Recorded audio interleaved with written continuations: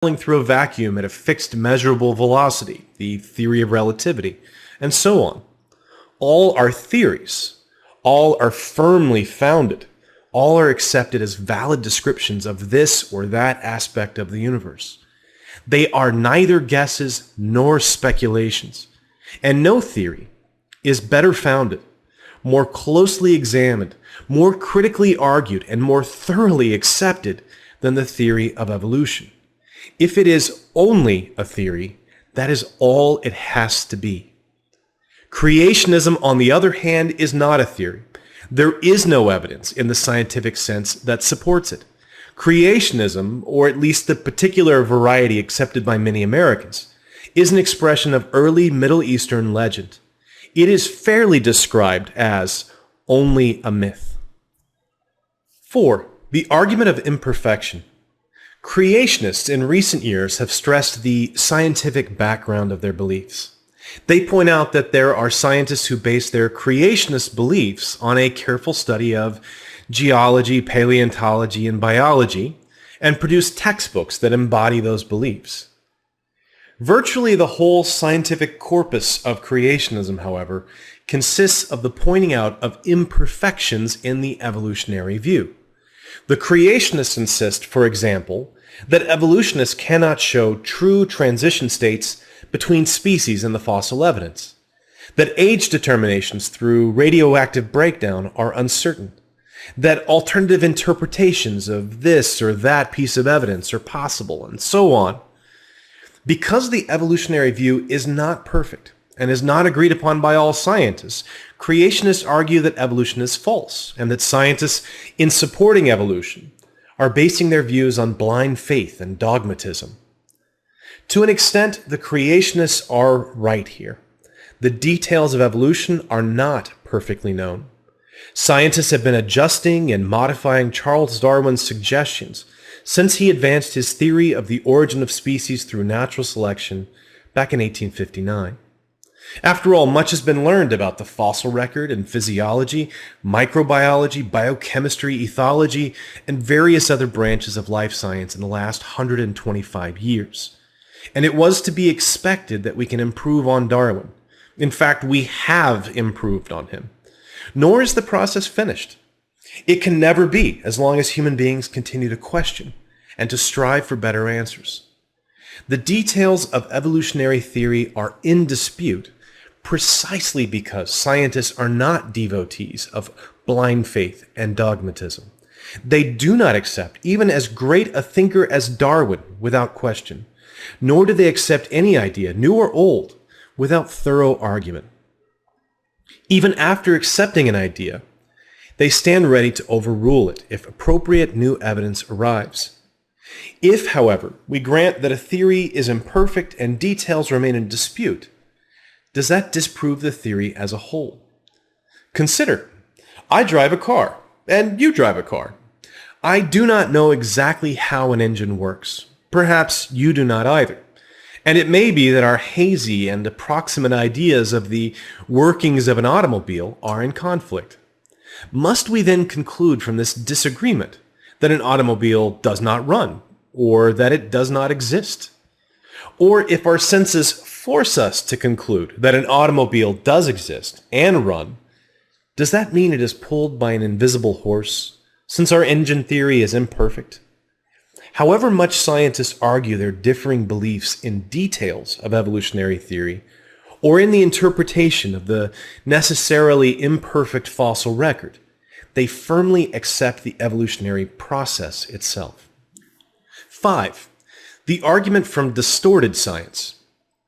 Creationists have learned enough scientific terminology to use it in their attempts to disprove evolution.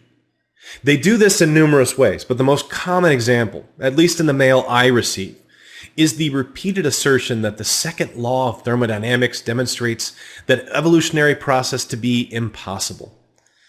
In kindergarten terms, the second law of thermodynamics says that all spontaneous change is in the direction of increasing disorder, that is, in a downhill direction.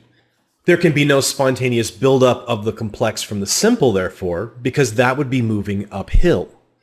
According to the creationist argument, since by the evolutionary process, complex forms of life evolve from simple forms, that process defies the second law, so creationism must be true.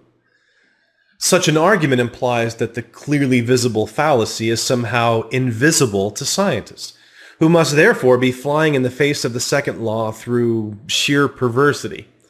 Scientists, however, do know about the second law, and they are not blind. It's just that an argument based on kindergarten terms is suitable only for kindergartens. To lift the argument a notch above the kindergarten level, the second law of thermodynamics applies to a closed system, that is, to a system that does not gain energy from without or lose energy to the outside. The only truly closed system we know of is the universe as a whole. Within a closed system, there are subsystems that can gain complexity spontaneously, provided there is a greater loss of complexity in another interlocking subsystem. The overall change, then, is a complexity loss in line with the dictates of the second law.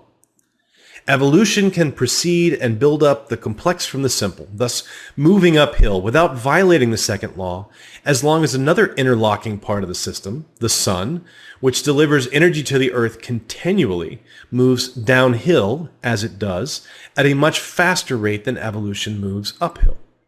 If the sun were to cease shining, evolution would stop, and so, eventually, would life. Unfortunately, the second law is a subtle concept which most people are not accustomed to dealing with, and it is not easy to see the fallacy in the creationist distortion. There are many other scientific arguments used by creationists, some taking quite clever advantage of present areas of dispute in evolutionary theory, but every one of them is as disingenuous as the second law argument. The scientific arguments are organized into special creationist textbooks, which have all the surface appearance of the real thing, and which school systems are being heavily pressured to accept. They are written by people who have not made any mark as scientists, and while they discuss geology, paleontology, and biology with correct scientific terminology, they are devoted almost entirely to raising doubts over the legitimacy of the evidence and reasoning underlying evolutionary thinking, on the assumption that this leaves creationism as the only possible alternative. Evidence actually in favor of creationism is not presented, of course, because none exists other than the word of the Bible, which it is current creationist strategy to not use. 6. The argument from irrelevance.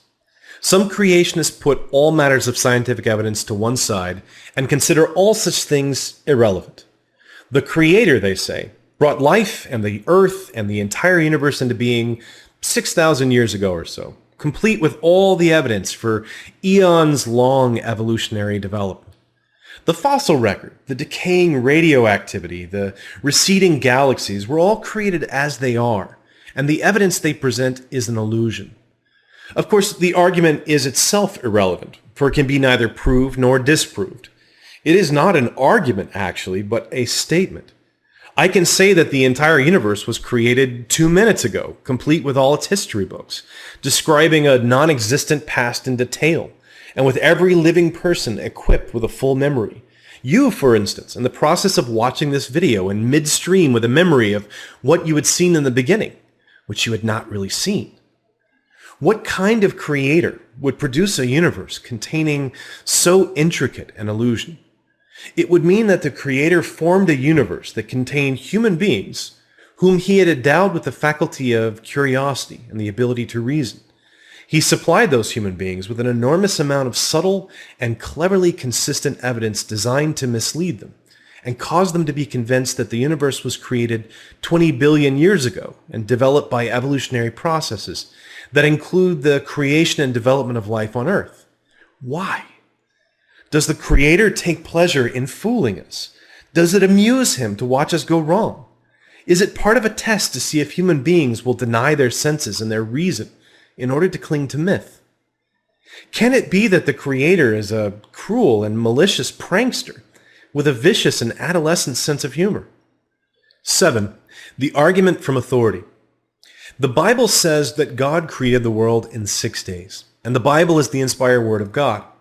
To the average creationist, this is all that counts.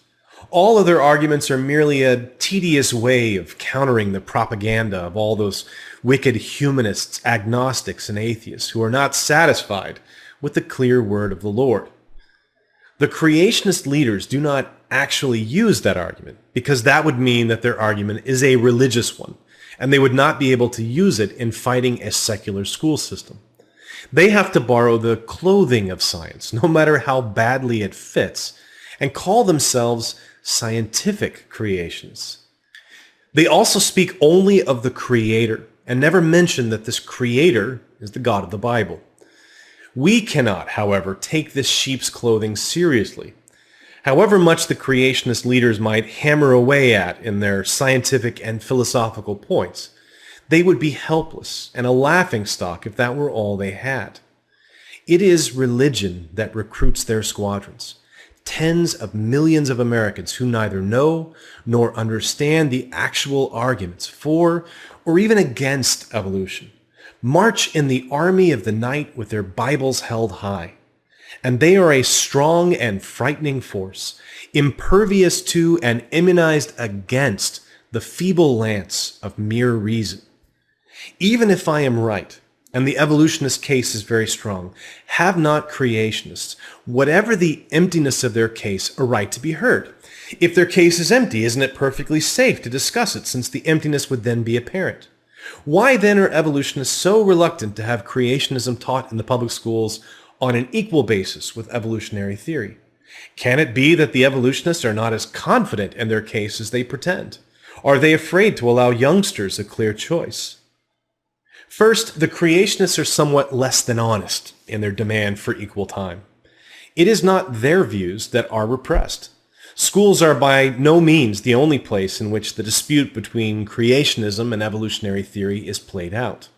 There are churches, for instance, which are a much more serious influence on most Americans than the schools are. To be sure, many churches are quite liberal, have made their peace with science, and find it easy to live with scientific advance, even with evolution. But many of the less modish and citified churches are bastions of creationism. The influence of the church is naturally felt in the home, in the newspapers, and in all of surrounding society. It makes itself felt in the nation as a whole, even in religiously liberal areas, in thousands of subtle ways, in the nature of holiday observance, in expressions of patriotic fervor, even in total irrelevancies. In 1968, for example, a team of astronomers circling the moon were instructed to read the first few verses of Genesis, as though NASA felt it had to placate the public, lest they rage against the violation of the firmament. It is only in school that American youngsters in general are ever likely to hear any reasoned exposition of the evolutionary viewpoint. They might find such a viewpoint in books, magazines, newspapers, or even on occasion on television. But church and family can easily censor printed matter or television. Only the school is beyond their control. But only just barely beyond. Even though schools are now allowed to teach evolution, teachers are beginning to be apologetic about it, knowing full well their jobs are at the mercy of school boards, upon which creationists are a stronger and stronger influence. Then, too, in schools, students are not required to believe what they learn about evolution, merely to parrot it back on a test. If they fail to do so, their punishment is nothing more than the loss of a few points on a test or two. In the creationist churches, however, the congregation is required to believe. Impressionable youngsters, taught that they will go to hell if they listen to the evolutionary doctrine, are not likely to listen in comfort or to believe if they do.